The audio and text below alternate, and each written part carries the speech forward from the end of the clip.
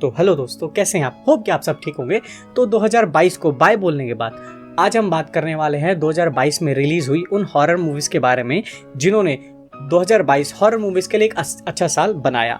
अब क्योंकि 2022 में बहुत सारी मूवीज जो हैं वो रिलीज हुई थी, तो हम सबके बारे में बात तो नहीं कर सकते, लेकिन आज मैं तुम्हें कुछ उन मूवीज़ के बारे में, कुछ ऐसी मूवीज़ के बारे में बताने जा रहा हूँ जो मुझे पर्सनली बहुत अच्छी लगी और डेफिनेटली वो आपको भी शायद अच्छी ही लगेंगी।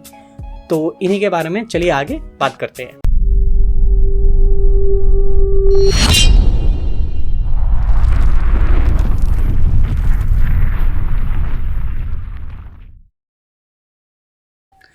तो इस लिस्ट में हमारी जो पहली मूवी का नाम है उसका नाम है बारबेरियन, जो 2022 में रिलीज हुई थी, जिसको डायरेक्ट किया था जैक क्रेगर ने।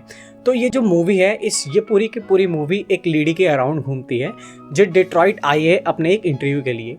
अब डेट्रॉइट आने से पहले उसने एक हाउस को रेंट पे किया था। अब किसी टेक्निकल ग्लिच की वजह से जो ये हाउस था वो डबल बुक हो जाता है, यानी कि ऑलरेडी जब वो वहाँ पर डेट्रॉइट पहुँचती है तो वहाँ पर उस हाउस को ऑलरेडी किसी ने बुक कर रखा होता है, कोई और वहाँ पर रह रहा होता है। अब क्योंकि उसका वो इंटरव्यू बहुत ज़्यादा इम्पॉर्टेंट होता है तो वो वहाँ पर रह लेती है, एक कंप्लीट स्ट्रेंजर आदमी के साथ वो वहाँ रहती है। मूवी में ट्विस्ट तब आता है जब जो हमारी मेन लीड है, इसको एक सीक्रेट वे मिलता है, एक सीक्रेट रास्ता मिलता है जो एक बहुत ही क्रीपी से रूम को जा रहा होता है, जिसकी दीवारें पे सिर्फ और सिर्फ खून दिखता है, जिसको देखकर वो बहुत ज़्यादा डर जाती है। और जब वो बाहर भागने लगती है, जब वहाँ से बाहर निकलती है, तो जब वो बाहर आती है तो फिर वो अकेली नहीं होती। मूवी के जो प्लॉट एंड ट्विस्ट है वो बहुत आपको बांध के रखते हैं, आपको सोचने, आपकी इमेजिनेशन बहुत आगे को लेकर जाते हैं कि आप आगे क्या होगा, आप सोचने में मजबूर हो जाते हैं, जिसकी वजह से ये एक बहुत अच्छी हॉरर मूवी बनकर निकलती है। तो हमारी अगली मूवी के बारे में अगर मैं बात करूं तो इसका नाम है द ब्लैक फोन, जिसको डायरेक्ट किया है स्कॉट डेरिक्सन ने।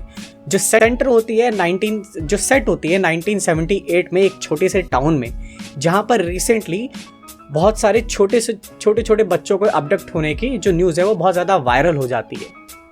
ऐसा क्यों लग रहा है जैसे ये दिल्ली में भी हो चुका है 2008 और 12 में? हाँ, जो भी हो। तो जब इसके बाद हमारे कहानी में ट्विस्ट आता है, जब हमारा जो मेन लीड 13 साल का एक छोटा सा बच्चा होता है, उसको एक साइकोपैथ किलर जो होता है वो अबडक्ट कर लेता है, यानी किडनैप कर लेता है। अब जहाँ पर वो उसको रखता है, उसके सीधे रूम के बाहर एक ब्लैक टेलीफोन जो पुराने ज़माने का होता है वो लटका होता है, क्योंकि 78 है तो पुराने ही होगा था, मोबाइल नहीं होते थे। तो उस ब्लैक फ़ोन जब भी वो रिंग करता है और वो बच्चा जब उस फ़ोन को उठाता है, तब भी उसमें से किसी दूसरी तरफ से बच्चे की आवाज़ आती है। अब क्योंकि ये बच्चा जब वहाँ से निकलने की कोशिश कर रहा होता है और जब भी वो सुनता है तो उसमें से जो बच्चे की आवाज़ होती है वो ऑलरेडी मरे हुए बच्चे की होती है, यानी कि उस साइको किलर ने जिन बच्चों को मारा होता है वो सारे उसको कॉल करके बताते हैं कि यहाँ से कैसे निकलना होता है, क्योंकि उसने निकलने के लिए भी बहुत सारे ट्रैप्स लगाए होते हैं जिसमें फंस के वो सारे बच्चे भी कई बार मर चुके होते हैं। तो ये जो मूवी है ये थ्रू आउट द टाइम बहुत ज़्यादा टेंस्ड और फ्राइटनिंग से लगती है। अगर आपको ये सिचुएशन देखने में अच्छा लगता है तो डेफिनेटली आपको ये ब्लैक फोन जो है मूवी देखनी चाहिए। मैं आपको डेफिनेटली ये रिकमेंड करूँगा। उसका नाम है नोप, जो 2 भाइयों की स्टोरी है जो अपने पापा की डेथ के बाद उनकी प्रॉपर्टी को क्लेम करने के लिए जाते हैं। मूवी में हॉरर ट्विस्ट तब बनता है जब उन्हें पता चलता है कि आसमान से रात में बहुत सारी क्रीपी सी चीज़ें ज़मीन पे गिरती हैं।